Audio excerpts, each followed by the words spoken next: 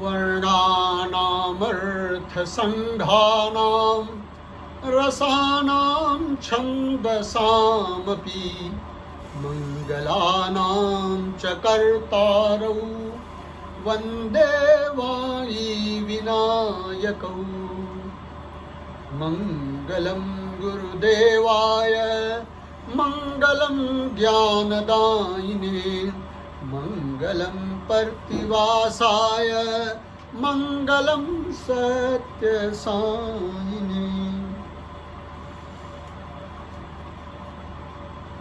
भगवान बाबा की असीम अनुकंपा से यह सत्संग हो रहा है और यह एक दुर्लभ क्षण होता है जब हम ईश्वर का गुणगान करते हैं, क्योंकि जो ईश्वर की कथा है वह अपने आप में सबको उद्धार करने वाली होती है और इसीलिए जीवन में संतों की बड़ी महत्ता कही गई है। और जो संत होते हैं उनके महिमा को बताने के लिए यह कह दिया है, संत तुलसीदास जी ने रामचरितमानस में लिखा हुआ है कि मुद मंगलमय संत समाजू जिमि जग जंगम तीर्थ राजू। ये जो संत समाज है, ये संत जो हैं, ये इस पृथ्वी पर घूमते फिरते तीर्थराज हैं, तीर्थराज प्रयाग हैं।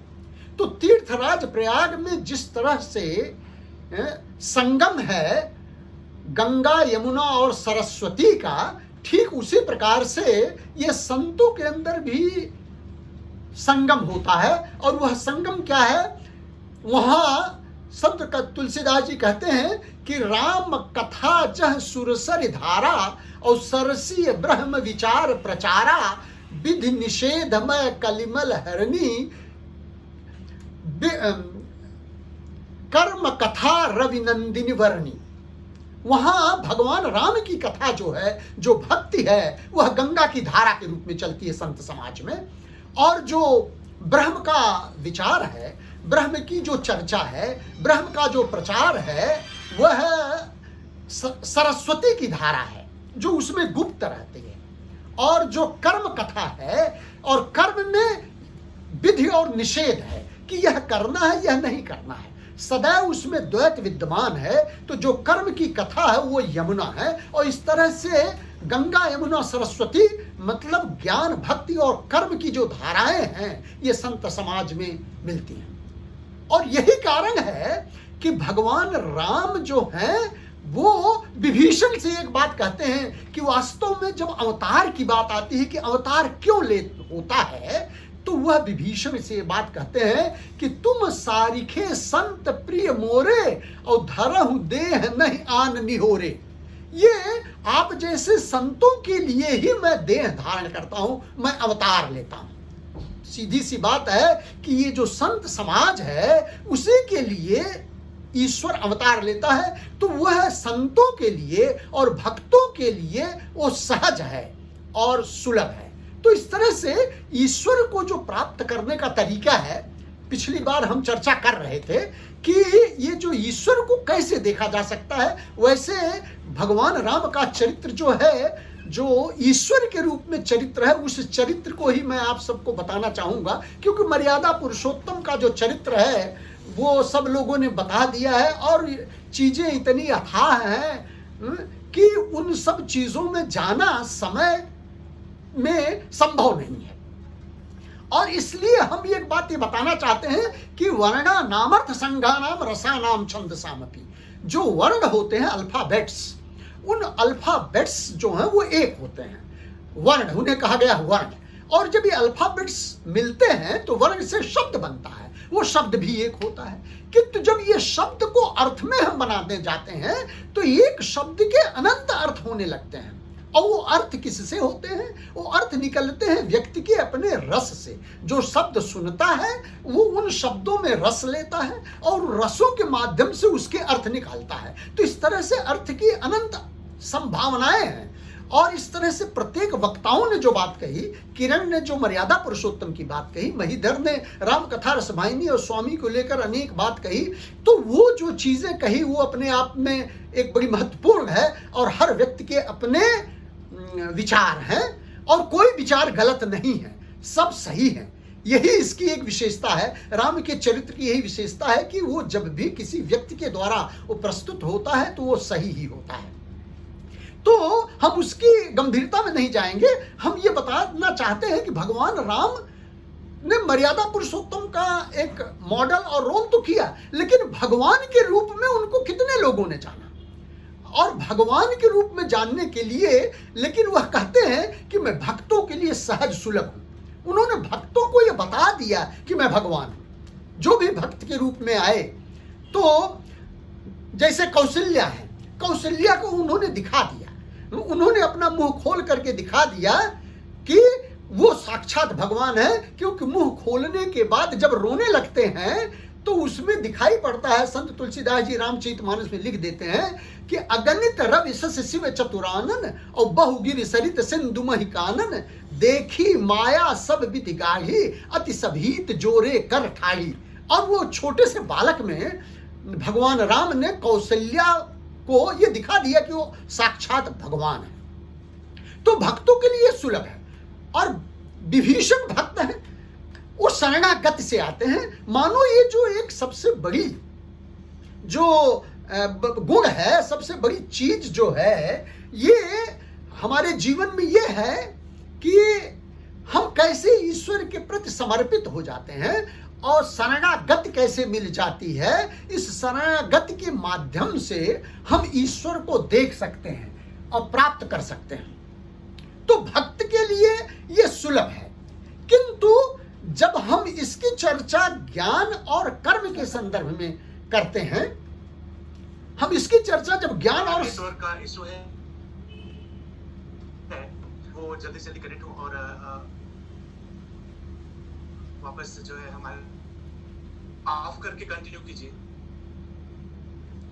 शायद सुन पा रहे हैं आप लोग, अभी सुनाई पड़ रहा है आप सबको। तो हम बीच में जब हम डिस्कनेक्ट हुए थे तो वही मैंने ये चर्चा किया कि भक्त के लिए ईश्वर को जानना सुलभ है। वो भक्त के लिए होते हैं, भक्त के लिए अवतार होते हैं। किंतु जब ज्ञान की बात आती है और कर्म की बात आती है तो ज्ञानियों के लिए और कर्म के लिए उतने सुलभ नहीं है, थोड़ा सा बड़ा कठिन मार्ग होता है। और क्यों? उसका कारण यह है कि जो ज्ञानी हैं और जो कर्म योगी हैं वो ईश्वर को अपने तर्क के माध्यम से जानना चाहते हैं, पहचानना चाहते हैं। और कर्म के लोग, जो कर्मयोगी जो हैं, वो अपने सामर्थ्य के द्वारा ईश्वर को पहचानना चाहते हैं। और इसी में हमने आपको एक कथा वो जो बताई सती की, सती ज्ञानी थी। और ज्ञान की एक सबसे बड़ी बात है कि ज्ञानी जो है ईश्वर की परीक्षा लेता है और कर्मयोगी भी ईश्वर की परीक्षा के माध्यम से ईश्वर को प्राप्त करना चाहता है। ये एक बड़ी बात होती है। और ऐसी परिस्थिति में तो जब हम परीक्षा लेने वाले रहते हैं तो इसका मतलब हमारा एक तर्क है, हमारी एक कसौटी है, और उस कसौटी के माध्यम से ही हम ईश्वर को जानना चाहते हैं। लेकिन ये जो कसौटियां हैं ज्ञान का, तो ज्ञान के लिए ये जो अहंकार है, वो अहंकार ही सबसे बड़ी बात होती है। और सती जब परीक्षा लेने के लिए जाती हैं तो उनके अंदर अपनी जिज्ञासा का, अपने ज्ञान का भी अहंकार है, और इसलिए वो परीक्षा लेने जाती हैं। क्योंकि इसके पहले उन्होंने राम की कथा तो सुनी अगस्त्य के द्वारा। यदि आप हमारी पिछली बात को समझ रहे हो तो सुनी, लेकिन गई थी सुनने के लिए, लेकिन वो इसीलिए नहीं सुनी क्योंकि वो समझते थे कि भगवान राम को तो मैं अच्छी तरह जानती हूँ, भगवान को मैं जानती हूँ, इसमें सुनने और कहने जैसी कोई बात नहीं है। इसीलिए वो बात को समझ नहीं पाई। यदि वो अच्छी तरह सुनी होती तो निश्चित रूप से कुंभज ऋषि ने इस कथा का वर्णन किया था कि भगवान राम दंडकारण्य में सीता के साथ रहते थे और रावण सीता का अपहरण कर लिया था और इसलिए वो वन में घूम रहे थे। इस कथा को सुनी होती। ये न सुनने की वजह से उनके सामने ये संशय उत्पन्न हो गया कि भगवान राम वही है क्या जो ये सीता के वियोग में रो रहे हैं। तो एक ये बात है, और इसका कारण यह रहा कि वो अपनी जिज्ञासा, अपने अहंकार के द्वारा वो ईश्वर को नहीं पहचान पा रही थी, क्योंकि वो परीक्षा लेने का प्रयास कर रही थी। और अहंकार का मतलब क्या होता है? अहम मतलब मैं मतलब शरीर। इस शरीर का जो हमारे मन के अंदर प्रधान आस्था होती है, शरीर को हम जो मानते हैं वही सबसे बड़ी चीज होती है, यह अहंकार है। और ये शरीर और शरीर के संबंध जब तक हमारे जीवन में बने रहते हैं तब तक हम ईश्वर को नहीं समझ सकते हैं। और ये शरीर के जो संबंध हैं वो 10 हैं। हमारे शरीर में 10 चीजें हैं जो शरीर से संबंध रखती हैं। और 10 चीजें क्या हैं? जाति, पाति, कुल, धर्म, बड़ाई। हमारी जाति है, मैं इस जाति का हूं, मैं इस पाति का हूं, मेरी ये कुल है, मेरा ये धर्म है, और मेरी ये महानता है। मैं डॉक्टर हूं, इंजीनियर हूं, मैं मेरा ये धर्म, मैं हिंदू धर्म का हूं, मुस्लिम धर्म का है। ये सारी चीजें जो हैं शरीर से जुड़ी हुई हैं। तो जाति, पाति, कुल, धर्म, बड़ाई, 5 ये हो गई। फिर 5 और चीजें क्या शरीर से संबंध रखती हैं, उनको भी हमें जानने की जरूरत है। धन, बल, परिजन, गुण, चतुराई। धन, हम इतने धनवान हैं, हमारे पास ये सामर्थ्य, बल है। धन, बल, परिजन, हमारे इतने सगे संबंधी हम लोग हैं, हमारे इतने जानने वाले लोग हैं, मैं इतना गुणज्ञ हूं, मेरे अंदर ये चतुराई है। ये 10 चीजों का जो संबंध शरीर से है, इन नातों से हम ईश्वर को जब पहचानने का प्रयास करेंगे तो हम नहीं कर सकते हैं। तो क्या है? और इन्हीं चीजों की वजह से वो सती जो है उनको दक्ष सुता कह दिया। शारीरिक उन्होंने दक्ष सुता थी, मतलब वो एक्सपर्ट थी, वो जिज्ञासु थी, ज्ञानी थी। और यही कारण रहा कि वो शरीर जो है उन्होंने यज्ञ में अपना आहुति दे दी, क्योंकि जब तक शरीर के संबंध बने रहेंगे तब तक ईश्वर की परीक्षा से नहीं प्राप्ति संभव है, नहीं समझा जा सकता है। और वही चीज जब वह अपने शरीर को दक्ष के यज्ञ में विध्वंस कर देती हैं तो बाद में वह पार्वती के रूप में हिमालय के यहाँ जन्म लेती हैं, और फिर से उन विवाह शंकर भगवान के साथ होता है। और फिर उस जन्म में वह फिर शंकर भगवान से अनुरोध करते हैं कि भगवान मुझे वो कथा सुनाइए जो कुंभज ऋषि से आपने सुनी थी, उस राम कथा को सुनाइए, क्योंकि उस समय आपने तो सुन लिया था, यद्यपि मैं भी गई थी लेकिन मैं सुन नहीं पाई। तो ये जो बात है, तो एक यह कथा है जो कि एक परीक्षा के माध्यम से सती भगवान को पहचानना चाहिए, राम को पहचानना चाहिए, लेकिन राम को पहचानने के लिए उन्हें अपने शरीर को देना पड़ गया। अब मैं बताया था कि राम की कथा में 3 व्यक्तियों ने परीक्षा ली है, और ये तीनों जो हैं एक ज्ञानी और कर्मयोगी थे। दूसरा व्यक्ति जो परीक्षा भगवान राम की लेना चाहता है वह है इंद्र का लड़का, और वह है जयंत। इंद्र का लड़का जयंत, उसके मन में जिज्ञासा हुई, इंद्र से कहा कि पिताजी, भगवान आप बोलते हैं कि भगवान अवतरित हो गए हैं, पृथ्वी पर गए हुए हैं, तो उनकी सामर्थ्य कैसी है, क्या वो सही में भगवान है? मैं जरा देखना चाहता हूं। और तब इंद्र ने कहा कि बेटा, बहुत सोच समझ करके जाना, और जा करके तुम उनकी परीक्षा लेकर के देख लेना कि वो भगवान है या नहीं। तो वह जो है कौवे का रूप धारण करता है, और कौवे का रूप धारण करके वो जाता है जंगल में, जहां भगवान राम अपना वनवास कर रहे होते हैं, सीता जी के साथ वनवास का समय व्यतीत कर रहे थे। अब वो इतने आनंद में थे, यद्यपि वो वनवास में थे, लेकिन आनंद क्या कर रहे थे? वहां वो देखता क्या है कि भगवान राम एक स्फटिक की शिला पर बैठे हुए हैं, और बैठ करके सीता का सर अपने गोद में रखे हुए हैं, और अनेकानेक फूलों से और पुष्पों के माध्यम से उनके केश का श्रृंगार कर रहे हैं। और यह एक बार चुनी कुसुम सुहाए, और निज कर भूषण राम बनाए, पहिराए सीतहि अति सुंदर, बैठे स्फटिक शिला अति सुंदर।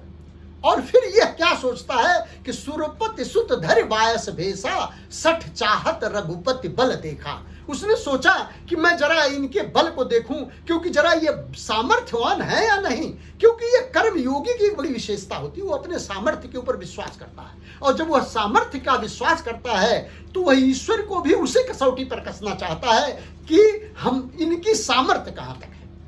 और इसलिए जो कर्मयोगी है, जो समर्थवान लोग हैं, वो अपने सामर्थ्य के बल में ही किसी उपलब्धि को प्राप्त करना चाहते हैं, सफलता को प्राप्त करना चाहते हैं। ईश्वर को जानने के लिए, समझने के लिए उनके अंदर वो अहंकार रहता है।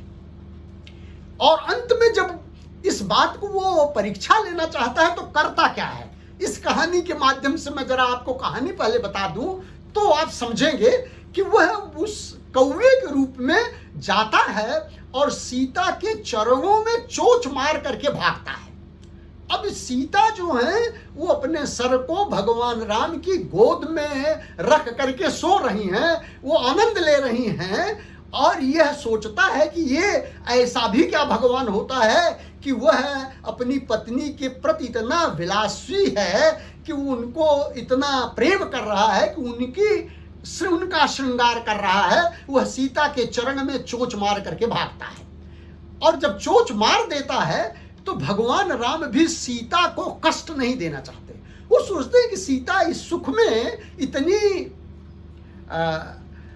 आनंदित हैं तो हम उन्हें क्यों परेशान करें। और तुरंत वो सोचते हैं कि हम अब डिस्टर्ब नहीं करेंगे, उठते नहीं हैं। वहीं बगल में ही नीम की पत्ती का जो बीच का डंडा रहता है वो सीक कहा जाता है, वो सीक है।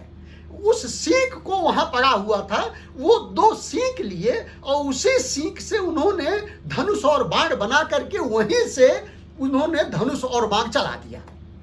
और वह जो धनुष और बाण है वो जयंत के पीछे लग गया और जयंत भागने लगा। तीनों लोग गया, अपने पिताजी के पास भी गया, लेकिन वह उससे बच नहीं पा रहा था। ऐसा लग रहा था कि वो उनको मार देगा और वो एकदम डर गया।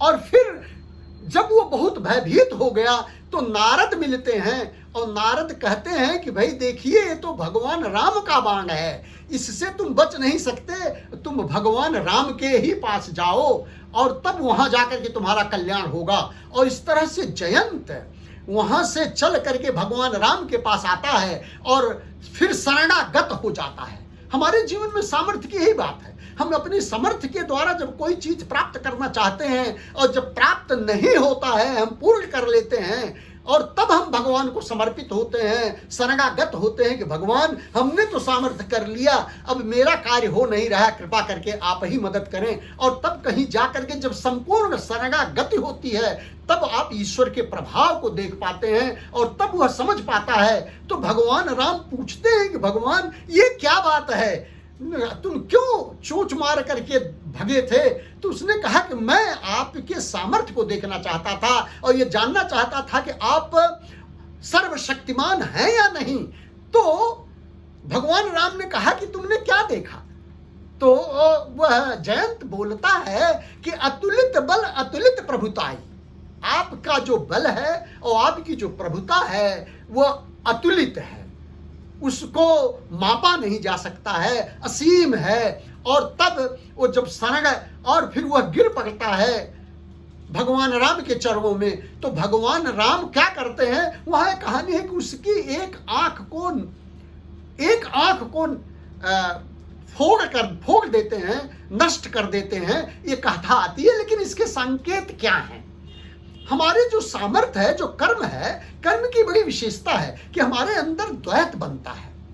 हम इस सृष्टि में जब कर्म करते हैं तो एक व्यक्ति के लिए अपने हित के बारे में सोचते हैं, अपने लोगों के हित के बारे में सोचते हैं, और जो दूसरे लोग होते हैं हम सोचते हैं कि उनका हित हो या ना हो। ये हमारे अंदर जो द्वैत आ जाता है, यह कर्म योगियों की विशेषता है, यह उनके सामर्थ्य का अहंकार है, यह उनकी विशेषता है जिस द्वैत के आधार पर वो ईश्वर को नहीं प्राप्त कर पाते हैं। और यही है दृष्टि। तो ये जो एक दृष्टि निकाल लेने का मतलब कि आप उस द्वैत को हटा करके आप अद्वैत हो जाइए, सब में भगवान को देखने का प्रयास करिए। जीवन में जब हमारे अंदर यह बात आ जाती है, तब कहीं जाकर के हम ईश्वर को देख पाते हैं, ईश्वर को प्राप्त कर पाते हैं। तो ये दूसरा जो व्यक्ति परीक्षा लिया था, ये इंद्र था, इंद्र का लड़का था जयंत। अब हम जब इसके और थोड़ी गंभीरता में जाते हैं, इसेंस में जाते हैं, तो इंद्र मतलब होता है कि जो स्वर्ग में का राजा है, जो बहुत पुण्य प्राप्त कर लेता है, वो अधिकाधिक पुण्य वाला व्यक्ति जो है वो इंद्र होता है। और पुण्य जो है कर्मों के माध्यम से ही कमाया जाता है।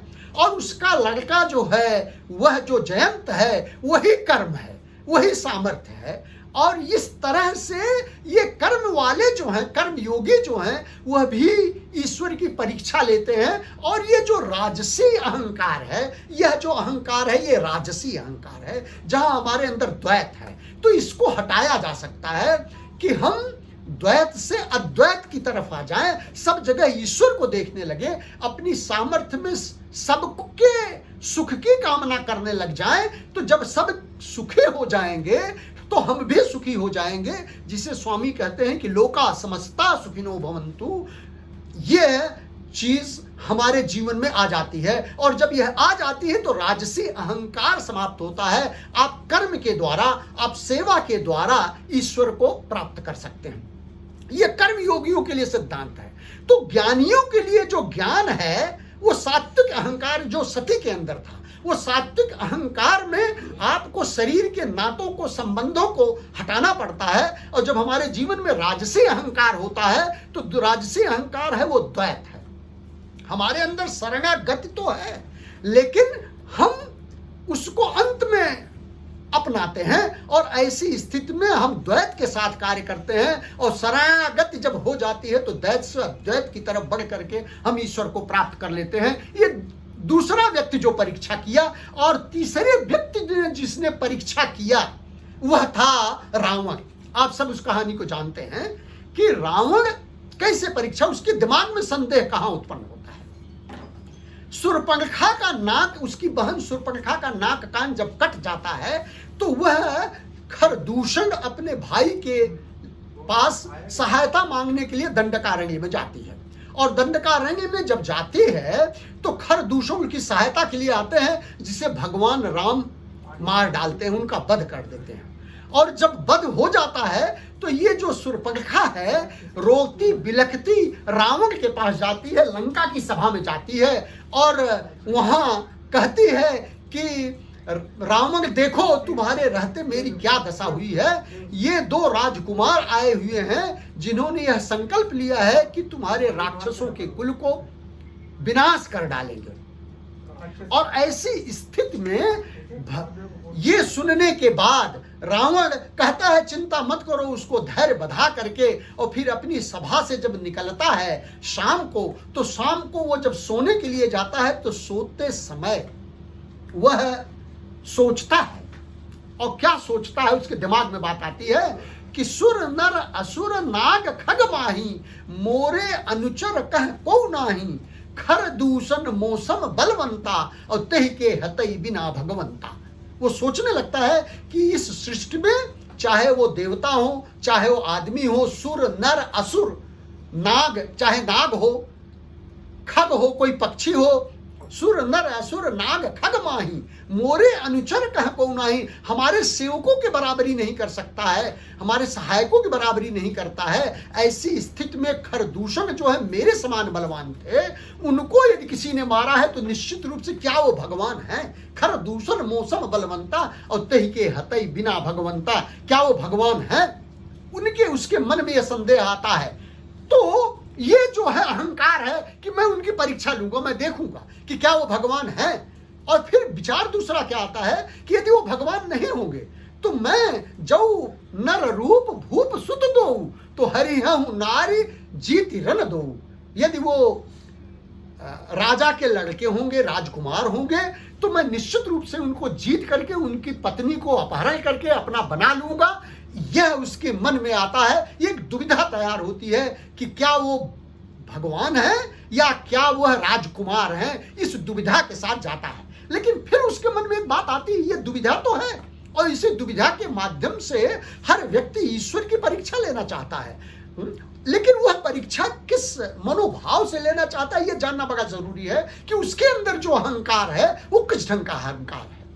तो हमने जब देखा कि सती के अंदर जो अहंकार था वो सात्विकी अहंकार था, उन्हें ज्ञान का अहंकार था, जो शरीर और शरीर के नातों को हटाना पड़ता है। मतलब मैं आत्म स्वरूप हूं, वह ज्ञान है कि मैं परमात्मा स्वरूप हूं, यह ज्ञान है। इस ज्ञान के अहंकार को कि मैं शरीर हूं हटाना पड़ता है। और ठीक उसी प्रकार से जो कर्मयोगी हैं उनके अंदर उस सामर्थ्य के द्वैत का जो अहंकार है वो हटा करके उस अद्वैत को देखना पड़ता है कि सृष्टि में सभी भगवान का स्वरूप हैं, इसलिए हमको सबकी सेवा करना है, सबको सुखी बनाना है। और जब सब सुखी हो जाएंगे तो हम भी सुखी हो जाएंगे, सबका हित होगा तो मेरा भी हित होगा। लेकिन यह क्या है, यह कहता है कि हो ही भजन नहीं तामस देहा।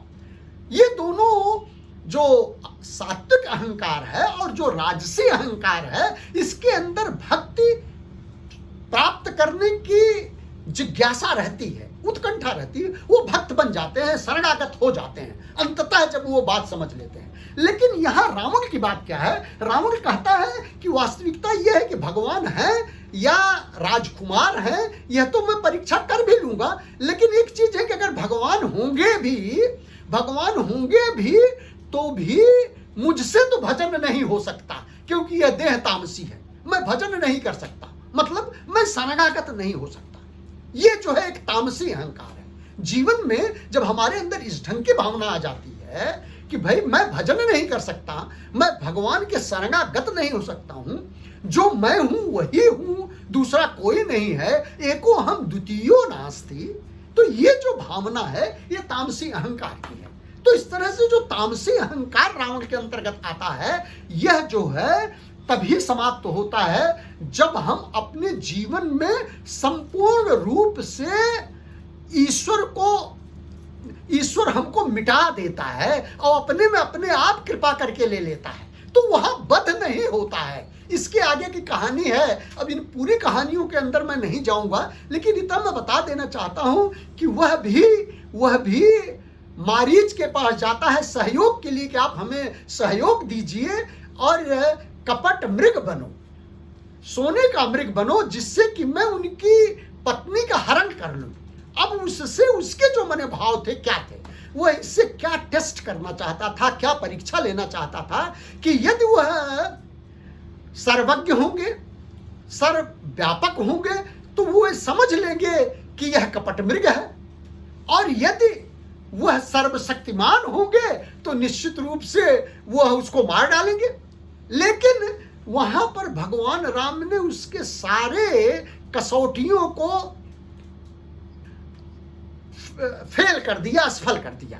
क्या कर दिया कि उसके मन में यह था कि यह जान जाएंगे कि कपट मृग है। भगवान राम बिल्कुल यह नहीं उसको आभास देते हैं कि वह कपट मृग है। सीता ने कहा, सीता परम रुचिर मृग देखा, अंग अंग सुमनोहर वेशा। और फिर वो कहते हैं कि सत्य संध प्रभु बद करे ही आन चर्म कहत वैदेही। हे सत्य संध, हे भगवान राम, आप इसको मार करके इसके सोने के चमड़ी को, छाल को ले आइए, जिससे मैं मृगछाला बना के रहूंगी। तो भगवान राम तुरंत ही अपने फेटे को कस लेते हैं, धनुष बाण उठा लेते हैं और दौड़ पड़ते हैं उसके पीछे। और वो प्रकटत दुरत करत छल भूरी, यही विधि प्रभु ही गए उलय दूरी। वह कभी अदृश्य हो जा रहा है, कभी दृश्य हो जा रहा है, इस तरह से जा रहा है। और इस तरह से भगवान राम ने रावण को यह दिखा दिया कि वह सर्वज्ञ नहीं है, सब कुछ नहीं जानते, और रावण को यह विश्वास हो जाता है कि यह कुछ नहीं है, और वो अपहरण करके लेके जाता है। तो ये समझिए कि हर कसौटी पर वो फेल कर देते हैं। तो यहां पर एक बात ये अब बता दूं कि जब भगवान राम का और रावण का युद्ध हुआ, तो रावण युद्ध में भगवान राम के साथ जो बंदर भालू थे वो भी मारे गए, और जो राक्षस थे वो भी मारे गए, और अंततः भगवान राम की विजय हुई, जिसे आप सभी जानते हैं। जब भगवान राम की विजय हो गई तो इंद्र जो है वो आता है स्वर्ग से, भगवान राम से कहता है कि भगवान राम कुछ हमें सेवा का मौका दीजिए। तो भगवान राम कहते हैं कि ठीक है, तुम्हें अगर सेवा करना है तो एक काम करो कि तुम अमृत की वर्षा कर दो, ये हमारे जो बंदर भालू हमारे साथ प्राण दिए हुए हैं ये जिंदा हो जाए, इनके साथ मैं किसी को ऐसा नहीं हो जाए कि हमारे साथ जाते समय कोई छूट जाए, हर बंदर भालू मेरे साथ जाए, सब जिंदा हो जाए। और तब भगवान राम के कहने पर इंद्र जो है अमृत की वर्षा करते हैं, और जब अमृत की वर्षा करते हैं तो क्या होता है कि जो बंदर भालू मरे हुए थे उनका मुंह जो है ऊपर की तरफ था और पीठ नीचे की तरफ। जितने बंदर भालू मर करके गिरे हुए थे वो पीठ पर गिरे हुए थे, उनका मुंह ऊपर था। तो अमृत उनके मुंह में जाता है तो वो जिंदा हो जाते हैं। तो किंतु ये जो राक्षस थे ये राक्षस नहीं जिंदा हुए, क्योंकि यह मुंह इनका नीचे था, इनकी पीठ ऊपर थी। तो एक जिज्ञासा संत तुलसीदास जी ने कहा कि ये क्या है, ये तो भेदभाव कैसे हो गया। वो राक्षस थे तो राक्षस के नाते उनको नहीं जिंदा किया और ये बंदर भालुओं को जिंदा कर दिया। तो भगवान राम ने कहा कि ऐसी बात नहीं है, मैं तो, मेरी कृपा दोनों के ऊपर है, राक्षसों के ऊपर ज्यादा है और इन बंदरों भालुओं के ऊपर कम है, क्योंकि ये बंदर भालू तो मुझे सगुण रूप में मेरी सेवा करना चाहते थे, भगवान राम के रूप में मेरी सेवा करना चाहते थे, इसलिए इनको मैंने जिंदा कर दिया और ये जिंदा होकर के मेरी सेवा करेंगे, ये उनके ऊपर कृपा है। किंतु रावण क्या था? रावण क्या था? रावण की कथा ऐसी है कि वो जय विजय बोले, तो जय विजय हमारे द्वारपाल हैं, बैकुंठ हैं, धाम है, इनको तो मुझे वहां भेजना था। इनको भी मैंने कृपा की कि ये जो रावण और कुंभकर्ण और आदि के रूप में जो आए राक्षस जो थे, ये सब हमारे बैकुंठवासी मेरे सहयोगी हैं, मैंने इनको अपने धाम पठा दिया, भेज दिया। तो यही बात जो है संत तुलसीदास जी रामचरितमानस में कहते हैं कि रामाकार भय तिनके मन, मुक्त भय छूटे भव बंधन। ये जो राक्षस लोग हैं ये मुक्त हो जाते हैं, ये बैकुंठ ईश्वर को प्राप्त कर लेते हैं, मानो ये कृपा हो जाती है ईश्वर के लिए। तो जब हम तामसी हो जाते हैं और तामसिक ढंग से हम शरणागति नहीं कर सकते हैं तो मानो हमारे लिए अवतार किसी काम का नहीं है, हम उसे कुछ नहीं कर सकते हैं। तो हमारे लिए मुक्त होना ही है। हम किसी न किसी जीवन में हमारे शरीर को हम त्यागते त्यागते त्यागते और यह कभी न कभी इस जीवन से मुक्त होते हैं, जिसे गीता में कहा गया कि यम यम वापि स्मरण भाव त्यजंतन्ते कलेवरम तम तमय वेद कौन्तेय सदा तद भाव भावितम। और ये जो भाव जब मन में आ जाते हैं तब हम मुक्त होते हैं। और यही कारण था कि वो राक्षस लोग मुक्त हो जाते हैं। क्यों? क्योंकि जो राक्षस लोग जब मरते थे तो राम राम कर कहीं तन तजय पाव ही पद निर्वाण, राम राम कह करके मरते थे।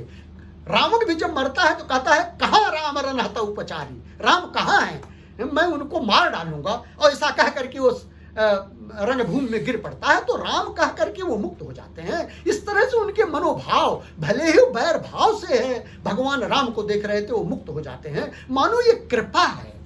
इसलिए लंका कांड में एक बड़ा सुंदर दोहा है, उस बात को हम लोग जान ले तो बड़ा आवश्यक होगा, और वह है कि भाई ये लंका कांड में तो भगवान राम ने अपने धनुष और बाण की कला को दिखाया है, इसलिए धनुष बाण की चर्चा संत तुलसीदास जी कहते हैं कि भगवान राम का धनुष क्या है और बाण क्या है, ये धनुष बाण से क्या करते हैं। तो लंका कांड में धनुष बाण से क्या उन्होंने वध किया रावण का। तो संत तुलसीदास जी बहुत शुरुआत में ही लंका कांड किया कह देते हैं कि लव निमेश परमान युग बरस कलप सरचंड भजसिन जहि श्री राम कह काल दास जासु को दंड। ये भगवान राम का धनुष बाण है क्या? ये जो धनुष है, ये धनुष उनका जो है वो काल है, समय है। और जो ये समय निकल रहा है हमारे जीवन में, जो समय की परिभाषा है, लव मतलब क्षण, निमेश एक पल, लव निमेश, परमाण एक परमाणु, फिर इसके बाद हमारे जीवन में प्रहर आता है, दिन आता है, रात आती है, दिन हो, सप्ताह होता है, पक्ष होता है, महीना होता है, साल होता है। ये जो समय का विभाजन चल रहा है, समय जो व्यतीत हो रहा है, ये भगवान राम के बाण चल रहे हैं, ये बाण है। तो लव निमेश परमान युग बरस कलप सरचंड, ये उनके बाण है।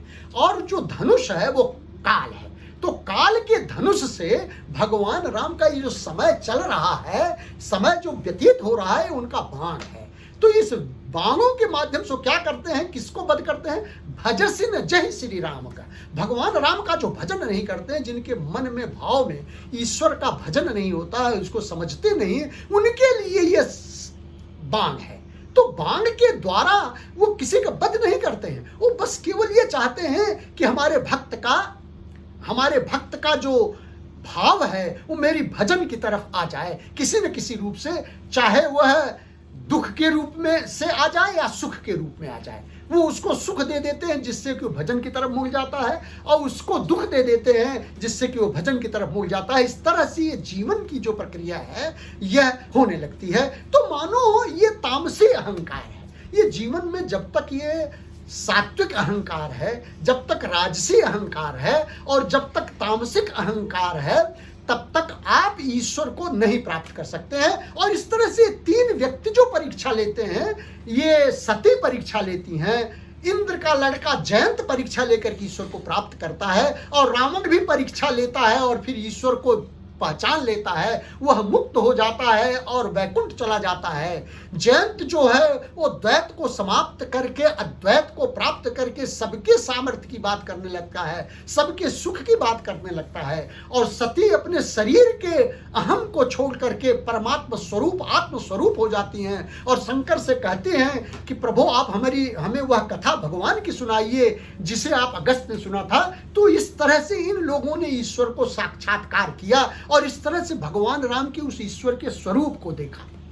सीधा सा तात्पर्य और संकेत इन कथाओं के माध्यम से मैं आप सबको यह पहुंचाना चाहता हूं कि आप समझ लीजिए कि जीवन में जब तक हमारे किसी भी प्रकार का अहंकार है, चाहे वो सात्विक अहंकार है, चाहे वो राजसी अहंकार हो और चाहे वो तामसिक अहंकार है, तब तक हम ईश्वर की साक्षात्कार नहीं कर सकते, ईश्वर को हम नहीं समझ सकते। उनके जानने के लिए आपको यह अहंकार समाप्त करना पड़ता है। तो सबसे अब ये जीवन में तो अहंकार होना ही है। तो अहंकार कैसे हो, किस चीज का अहंकार होना चाहिए? संत तुलसीदास जी ने एक बात कही कि हमारे जीवन में जब हम पैदा हुए हैं, शरीर धारण किए हुए हैं, तो कहीं ना कहीं हमें अहंकार तो धारण करना पड़ेगा, हमें अहंकार में तो रहना पड़ेगा। तो बोले क्या अहंकार होना चाहिए? तो वो अरण्य कांड में सुतीक्ष्ण के माध्यम से बात कहते हैं। सुतीक्ष्ण अगस्त के शिष्य थे। अगस्त जिन्होंने राम की कथा शंकर भगवान को सुनाई थी और सुतीक्ष्ण भी उनके शिष्य थे। वो कहते हैं कि भगवान मेरे अंदर अहंकार हो, और क्या अहंकार हो कि अस अभिमान जाय नहीं भोरे, मैं सेवक रघुपति पति मोरे। ऐसा अहंकार मेरे जीवन में सदैव बना रहे और मैं हरदम यह सोचूं कि भगवान आप मेरे स्वामी हैं, मैं आपका सेवक हूं। यह अहंकार हमारे जीवन में बना रहे। मतलब हम जीवन में हर व्यक्ति को जहां भी जाएं वहां ईश्वर को हम देखें, वो प्रभु के रूप में देखें, और यही भक्त है, यही अनन्य भक्त है। और यही अनन्य भक्ति का उपदेश भगवान राम ने हनुमान जी को दिया है कि सो अनन्य जाके अस मति न टरई हनुमंत, मैं सेवक सचराचर रूप स्वामी भगवंत। ऐसी भक्ति मेरे अंदर हो जाए प्रभु, आप हमें आप वरदान दीजिए कि मैं सेवक हूं, और ये चराचर जगत, चाहे जो भी है, जड़ से लेकर चेतन तक, हर व्यक्ति जो है भगवान का स्वरूप है, मैं उसकी सेवा करूं। और यह बहुत बड़ा सूत्र है, और इसी सूत्र के माध्यम से आप अपने जीवन के अहंकार को निकाल सकते हैं, और जिसे बड़े सूत्रात्मक ढंग से स्वामी बताते हैं। आप सब जानते हैं, love all serve all, service to man is service to God.